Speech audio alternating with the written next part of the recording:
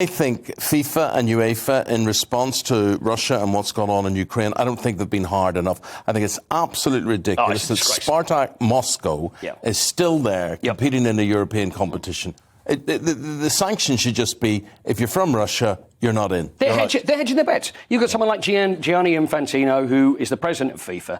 He's been given this friendship medal from Putin a couple of years ago, and this was after the World Cup. The chief executive of Gazprom sits on the FIFA board, doesn't he? They're sitting there and they're thinking, well, listen, how is this going to play out? How is this going to affect me? I'm running FIFA. He's going to be my pal because it's good for me that he's in charge. But what do we do? Because I don't want to cheese him off by then going against Russia by saying anything. But Gazprom is paying the bill. They have to do this. They absolutely have to do this. So basically, they're allowing Russia to play in the World Cup. There's a World Cup qualifier coming up against Poland, which is at the end of this month. So Russia now will play in that.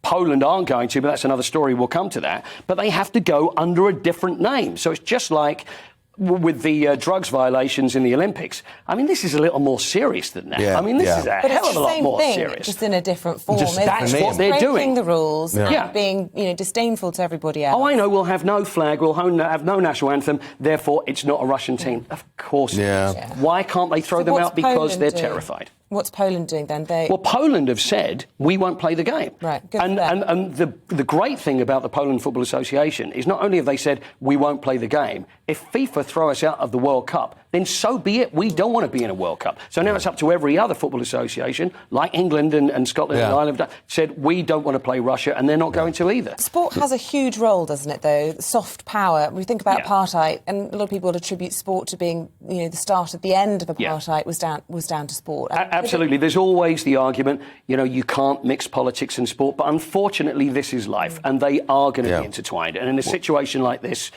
everything has to be done, and FIFA are they'll end up throwing them out, I'm sure about that.